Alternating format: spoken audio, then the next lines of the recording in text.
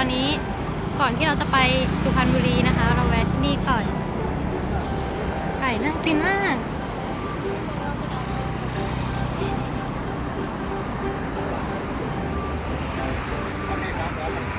ร้านเป็นร้านแบบนี้โอ้ยปิ้งไก่เยอะเลยค่ะ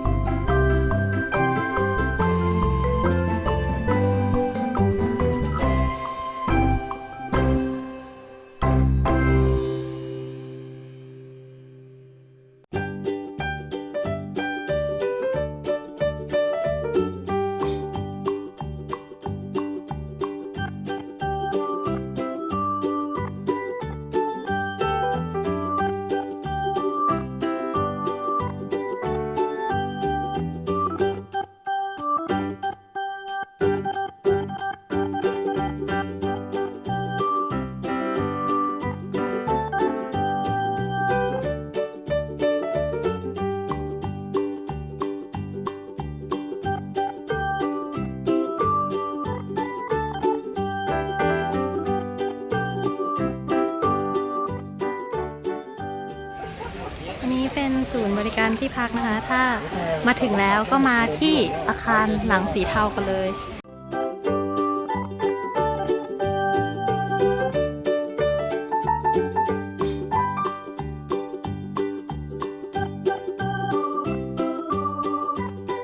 เขาก็จะมีถุงนอนหมอนเต็นท์ให้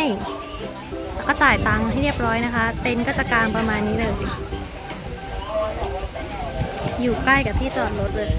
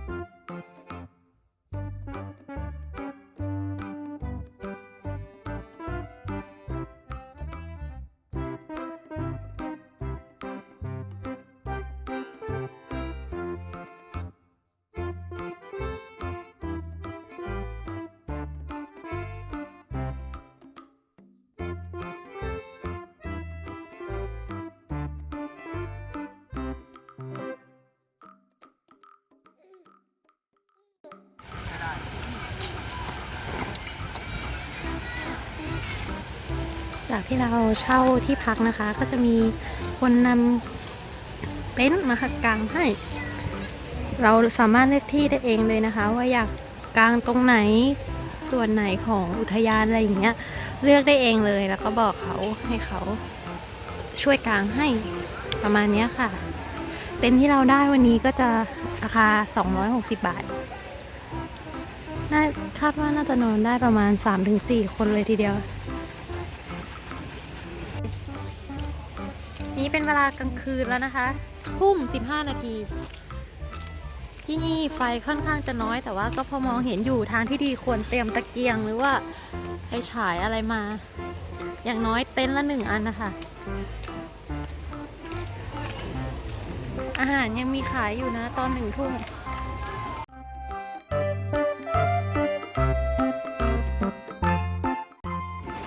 นี่เป็นภาพบรรยากาศตอนเช้านะคะตอนนี้เวลา6:55 นาทีแล้ว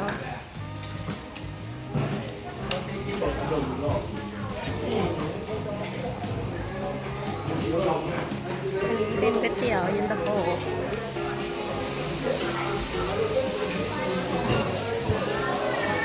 ส้มตำก็มีค่ะข้าวผัดลาบข้าวราด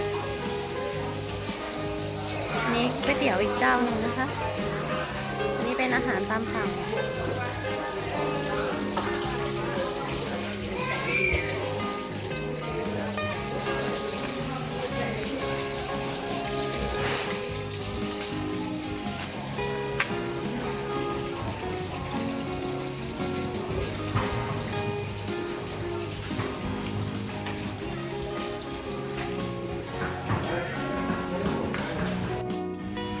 นี้เราไปดูน้ำตกกันตอนเช้านะคะ ตรงนี้ห้ามนำอาหารแล้วก็สัตว์เลี้ยงเข้าไปภายใน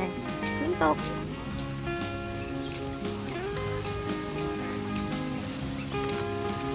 คนเพิ่งตื่นกันอยู่เลย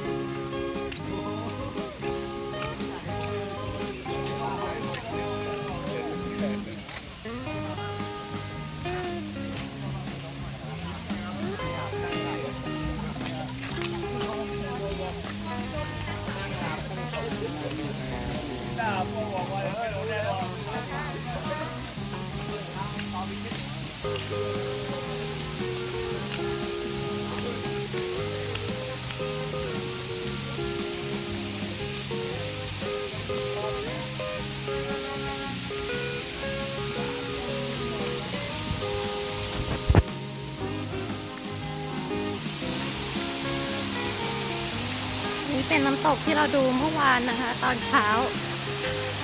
บรรยากาศจะเป็นแบบนี้สวยมากๆเลยน้ำตกห้วยแม่ขมิ้น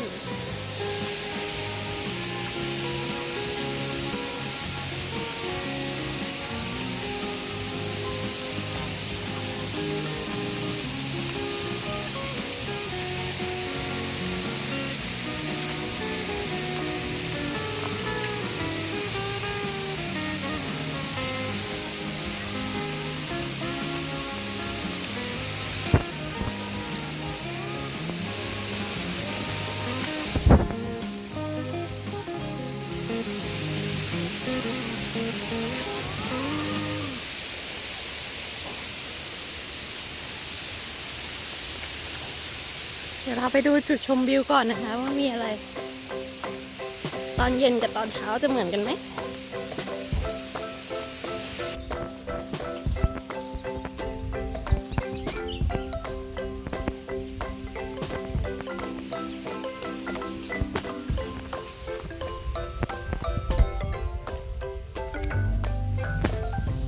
แทนแทนแทนกรุณาอย่าทิ้งขยะที่จุดชมวิว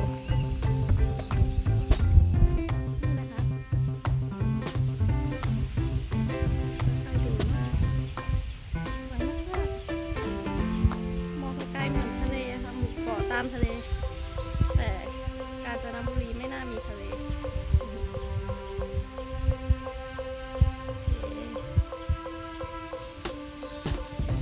เดี๋ยวจะพาไปดูน้ำตกกันต่อนะคะ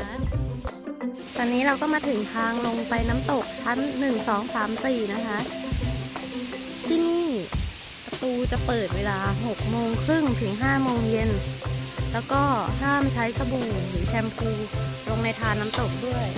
สำหรับใครที่นำสัตว์เลี้ยงมานะคะบริเวณนี้เขาจะมีกรงรับฝากสัตว์เลี้ยงให้สำหรับสัตว์เลี้ยง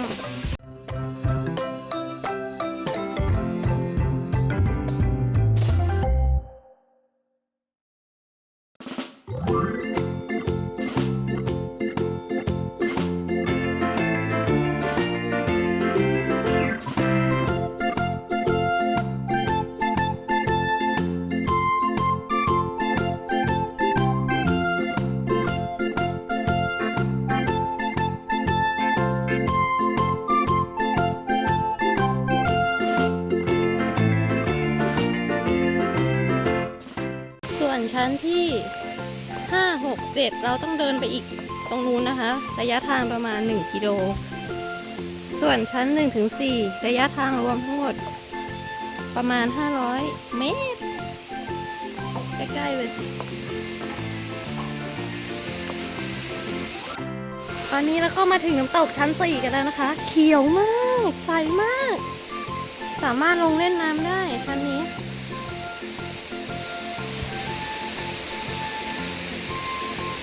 มาดูกันเสียงมากเลย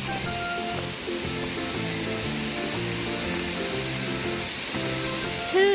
วังหน้าผานะคะน้ำตกชั้นนี้เป็นชั้นที่3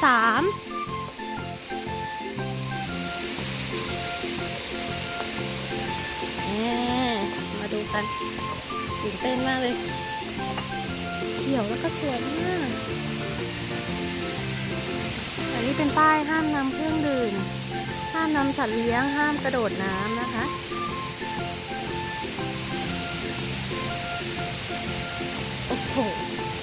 อดไปเลย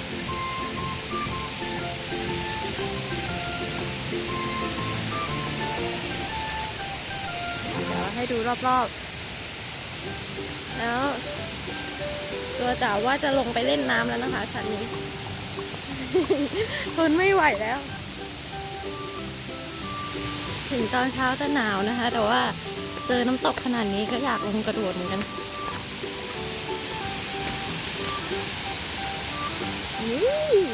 มาดูกัน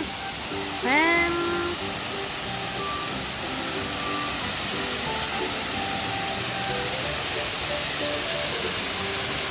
ว้าวนี่เป็นชั้น3นะคะ โอ้โหสวยมาก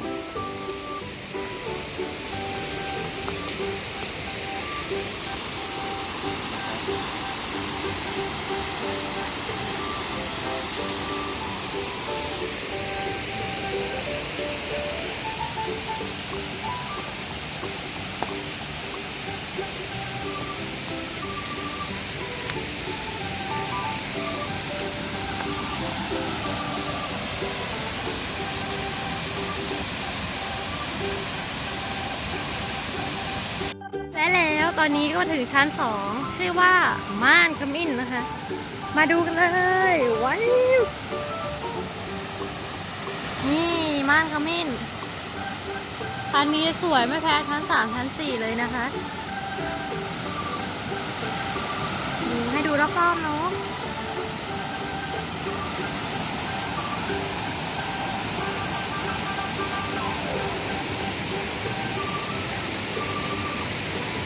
ก็จะเป็นน้ำไหลไปตามทานน้ำจะไปถึงชั้น1นะคะเดี๋ยวเราจะไปดูชั้น1กันเนาะตอนนี้ถึงชั้นที่1แล้วนะคะชื่อว่าดงว่านชั้นนี้เท่าที่เคยเห็นมาคือสวยที่สุดเลยในบรรดาทุกชั้นนะคะมาดูกันคือรวมชั้น1กับชั้น2เข้าด้วยกันเลย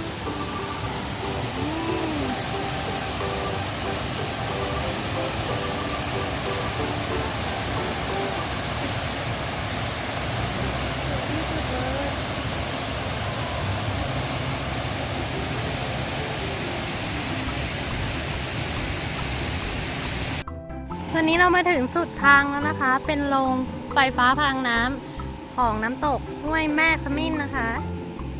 นี่ก็จะเป็นจุดเริ่มต้นเลยอยู่ชั้นล่างสุดก็จะเขียนบอกชั้น1ดงว่านชั้น2ม่านขมิ้นกี่เมตรกี่เมตรชั้น3วังหน้าผาชั้น4ฉัตรแก้วชั้น5หลายจนหลงชั้น6ดงผีเสื้อชั้น7ร่มเกล้านะคะถ้านับจากตรงนี้ไป2กิโลเมตรเลยทีเดียว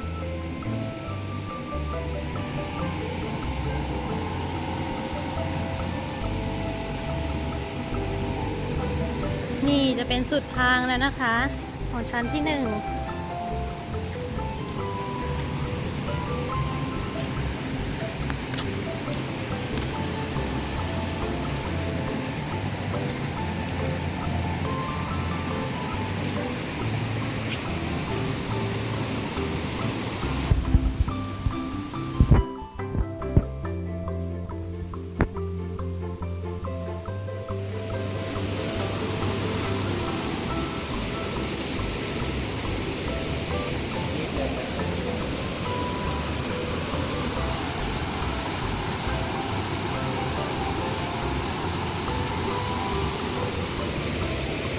เมื่อวานเป็นวันเสาร์นะคะ ปกติทุกๆวันเขาจะเก็บค่าเข้า100 บาท แต่เมื่อวานน่าจะเป็นวันพิเศษอะไรสักอย่างหนึ่งซึ่งเราเข้าฟรีโอ้อันนั้นไม่รู้คืออะไรนะคะแต่เดี๋ยวเราจะเดินไปดูนี่เป็นป้ายเหมือนจุดสตาร์ทเลยน้ำตกห้วยแม่ขมิ้นโอเคนะคะ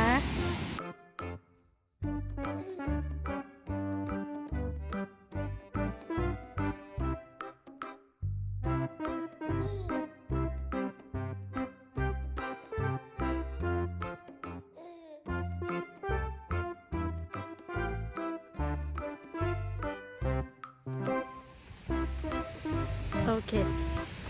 มาดูกันนะคะ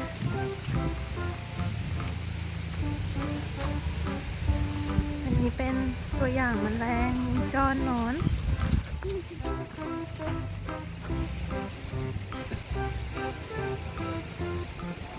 ตรงนี้ก็สามารถมานั่งพักห้อยขาได้เลยนี่มีคุณยาย2 คนมานั่งพักอยู่น่ารักมาก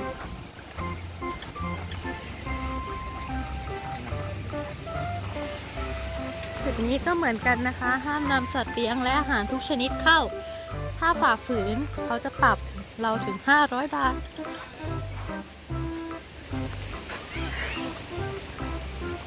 นี่มาดูกันน้ำตกชั้น5อีก400 เมตรชั้น6อีก1 กิโลชั้น7อีก1 กิโลอีก300 เมตร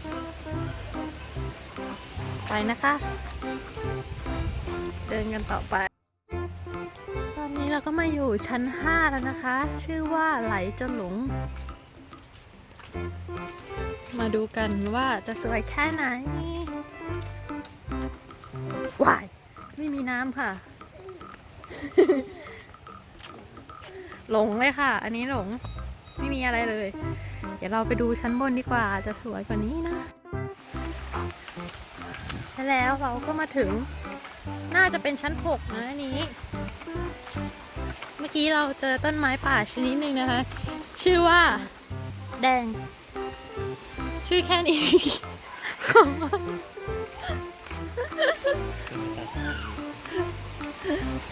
นี่อันนี้คาดว่าชื่อชั้น6หรือเปล่าดูนะคะ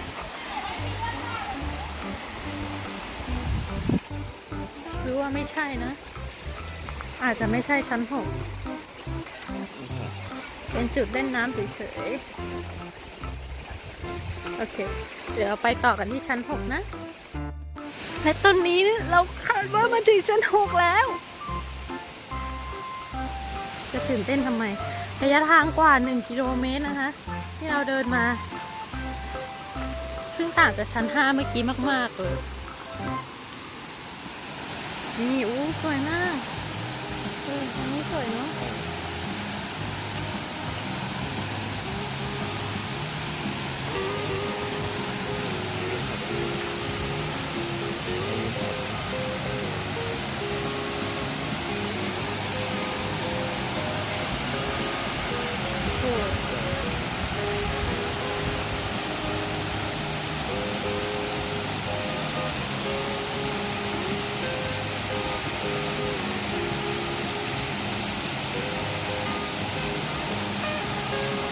ชั้น6นะคะชื่อว่าดงผีเสื้อ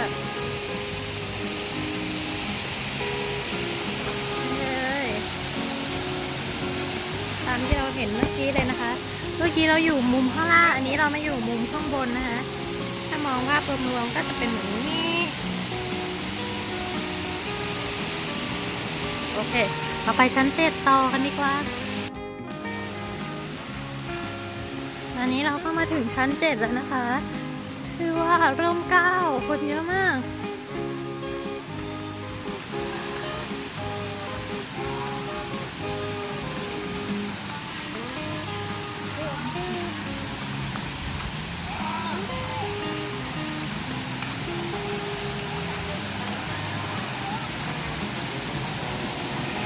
นี่เลยร่มเกล้า